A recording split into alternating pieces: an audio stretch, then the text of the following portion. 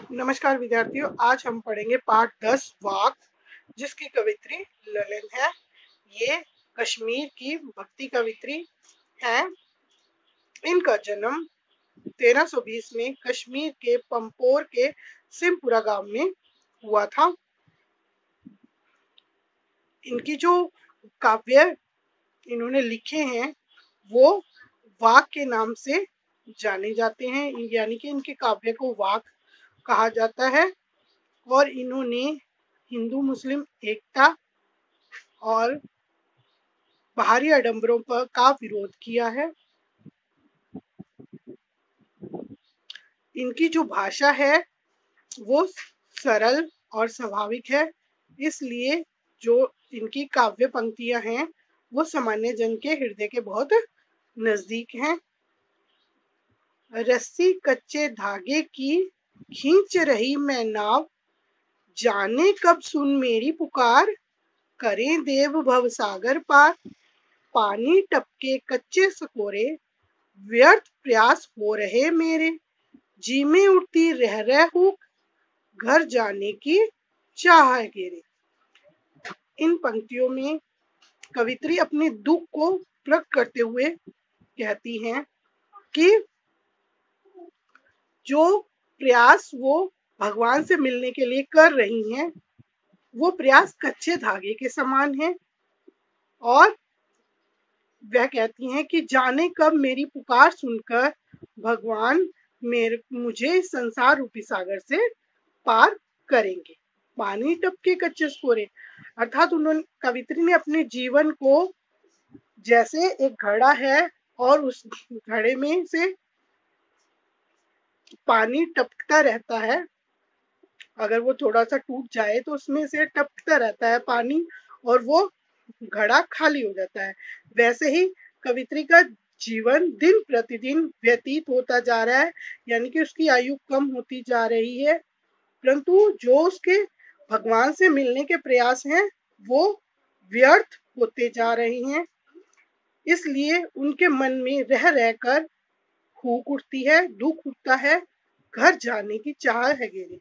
अर्थात वो घर जाने की चाह, भगवान से मिलन की जो चाह है उसको और बढ़ा देती है उसकी, कि उसका क्योंकि उसका जीवन व्यतीत हो रहा है और वो क्या है, मृत्यु के नजदीक आती जा रही है। Okay, next.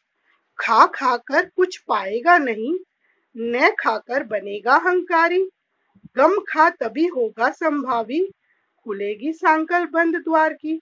यहाँ पर कवित्री ने खा खाकर, जो विषय वासनाएं रूपी संसार की जो विषय वासनाएं हैं, यदि उनका हम ज्यादा उपभोग करेंगे तो क्या है, हम कुछ भी प्राप्त नहीं कर सकते। बताया है ना खाकर बनेगा अहंकारी। और इन विषय जो संसार के भोग हैं इनको अगर हम त्याग देंगे, यानी कि त्यागी बन जाएंगे, तो हमारे अंदर अहंकार आ जाएगा। सम खा तभी होगा संभावी, अर्थात भोग को ना तो त्यागना है और ना इसका ज्यादा उपभोग करना है, एक समान समभाव से इनको प्रयोग करना है, तभी हम क्या है, खुलेगी सांकल बंद द्वार की। अर्थात भगवान से मिलने की जो सांकल है वो हम खोल पाएंगे और अपने जीवन को, आत्मा को शुद्ध कर पाएंगे। नेक्स्ट। आई सीधी राह से गई न सीधी राह, सुषम सेतु पर खड़ी थी, बीत गया दिन आहा, जेब टटोली कोड़ी न पाई, माझी को दूं क्या उतर आई। यहाँ पर क्या कहते हैं, आई ना सीधी राह से गई ना सीधी राह, अर्थात जो प्रयास भगवान के मिलने के लिए वो करती हैं वो जो प्रयास हैं वो ना तो सही हैं। और सुषम सेतु पर खड़ी थी, सुषम सेतु जो उसने प्रयास किए हैं जैसे जागरण करना, माला जपना, वो जो सारे प्रयास हैं उनसे वो भगवान को प्राप्त नहीं कर पाई है। जेब टटोली कोड़ी न पाई, और जब उसने अपने जीवन को देखा तो उसके पास कुछ भी नहीं है। जब वो जाएगी, यानी कि भगवान के पास जाएंगी, तो जो माझी को उसको देना, अपने कर्मों का क्या वो दिखाएंगी। यहाँ पर कवित्री अपने दुख को प्रकट कर रही हैं कि जब वो इस संसार से भगवान के पास जाएंगी तो भगवान को अपने क्या कर्म दिखाएंगी। नेक्स्ट, थल थल में बसता है शिव ही, भेद न कर क्या हिंदू मुसलमान, ज्ञानी है तो स्वयं क्यों जान, वही है साहिब से पहचान।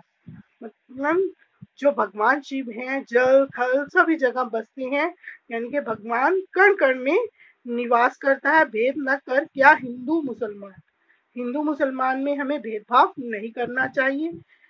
ज्ञानी है तो स्वयं को जान, वही है साहिब से। अगर हम ज्ञानी हैं तो भगवान को अपने अंदर ही पहचान लेंगे, यानी कि हमारे अंदर भी भगवान है। और इसके लिए हमें मंदिर मस्जिद आदि में जाने की आवश्यकता नहीं है। हम अपने अंदर ही भगवान को खोज सकते हैं, पहचान सकते हैं। धन्यवाद।